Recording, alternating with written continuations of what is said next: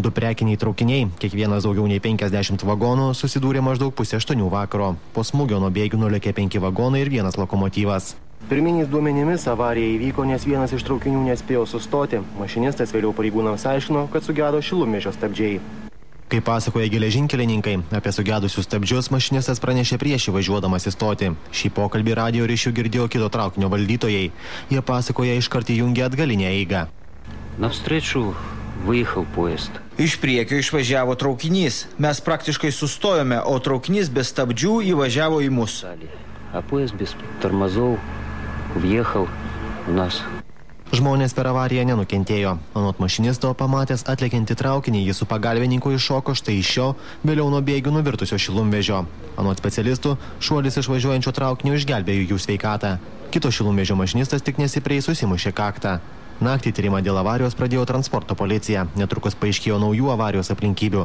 Alkoholio matuoklis parodė, kad traukinio sustabdyti nesugebėjo mašinistas ir jo padėjėjas neblaivus. Po įvykio mašinistai buvo patikrinti dėl apsvaigimo nuo alkoholio ir nustatyta vieno mašinisto promilės 0,75, kito padėjėjo mašinisto 0,48. Be to paimtas kraujas įsamiam patikrinimui.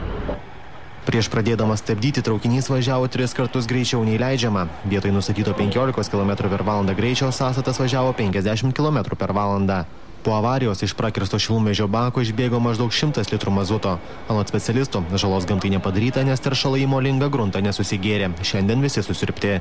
Dėl avarijos geležinkelis į Kieno stotį užblokuotas. Naktį nutarta traukinį siųsti per kitą pasienio kontrolės punktą. Visi keleiviniai traukiniai, kaip išvykstantis, taip ir atvykstantis, dabar bus nukreipti per Stasylų geležinkelių stotį ir jų pasienio tikrinimas bus atliekamas Stasyluose.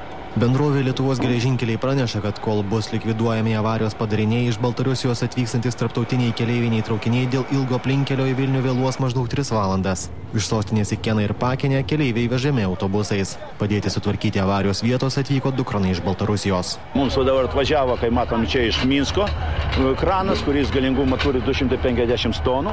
Jis gali pakelti vieną šitą sekciją ir vienas dar yra iš Molodėčinos. Kranas 125 tonų ir Kauno 125 tonų. Geležinkelis sutvarkyti planuojama iki nakties. Aurimas Račiukaitis, Jaunus Matonis, Aidas Gurskus, LNK žinios, Vilniaus.